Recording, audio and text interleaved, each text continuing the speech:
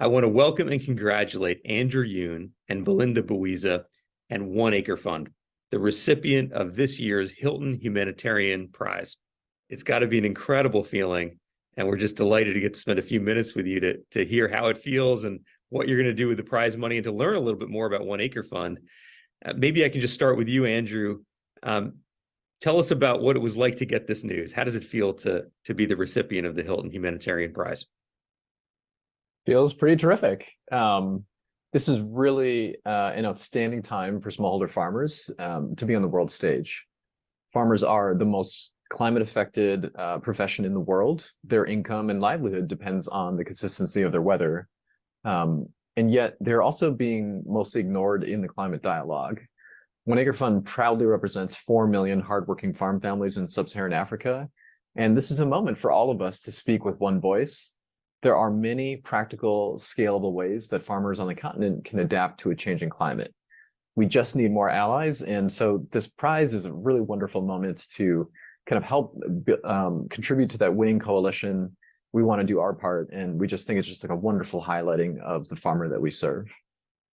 Yeah, the prize does help to kind of focus global attention, and farmers, as you say, maybe don't get the attention that they deserve. And now that you've won the Hilton Humanitarian Prize, maybe that will change. The two of you are in Rwanda. Andrew, you're the CEO and a co-founder of the organization, and Belinda, you're the country director for One Acre Fund in Rwanda. I'd love to get your take, Belinda, on how it feels to have won this prize. Yeah, thanks, Raj. It's very humbling to win this award. It's a testament to the hard work of thousands of colleagues across the countries of operation. Most importantly, this draws attention to the most hardworking people on the planet, smallholder farmers. The One Acre Fund program focuses on increasing farm productivity, improving soil health, and building farmer resilience to climate shocks. So we hope that this recognition can crowd in more support and partnerships to ensure our growing population is food secure, healthy, and resilient. Belinda, I know you've got a background in finance, and I think often when people hear about food insecurity and the challenges in places like East Africa and Rwanda, they think about food provision to people. And you're thinking in somewhat different terms at One Acre Fund. You talk about return on investment. You talk about investing in farmers. Maybe you could say a word about the model that One Acre Fund brings and what makes that a bit unique. Yeah, One Acre Fund Rwanda serves more than 750,000 farmers in our core program. It also serves nearly every farmer in the country through partnerships. The large majority of farmers in Rwanda are subsistence farmers, and so our core program really is the model to improve farm productivity. So simple solutions for farmers to increase their yields.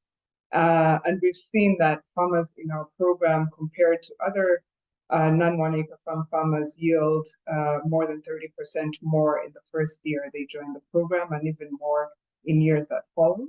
So it's a very impactful program. Yeah, I guess your program in Rwanda is one of the largest and one of the oldest at One Acre Fund. But One Acre Fund is maybe still at the beginning of its journey, even though you've been around 2 decades now. And this prize, I hope, helps you to take the organization forward for the next couple of decades. Andrew, just as we wrap up here, maybe you can give the listeners some sense of where One Acre Fund is heading as an organization.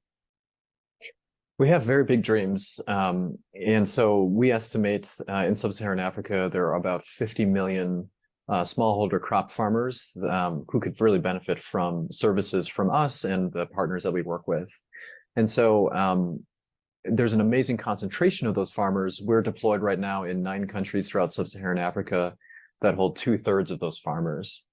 So our goal by 2030 is to reach about 10 million families per year in both our core program, but especially through partnerships with private sector and government partners. So we want to directly provide farm services, farm inputs, and training to farm families, and also take components of that and kind of help plug them into other networks. And if we can reach kind of those 10 million families by 2030, that'll be a really good start to have, these kind of life-improving networks spreading to approximately 20% of African smallholder crop farmers in that year.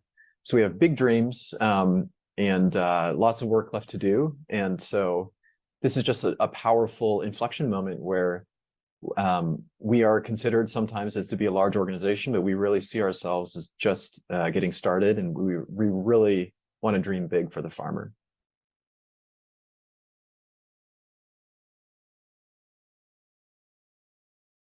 I'm joined by Peter Lawharn, who is the CEO of the Conrad N. Hilton Foundation, which brings us this prize every year. It's the world's largest humanitarian prize. Nice to see you, Peter. Thanks, Raj. Terrific to be here. And as you say, this is one of my favorite days of the year.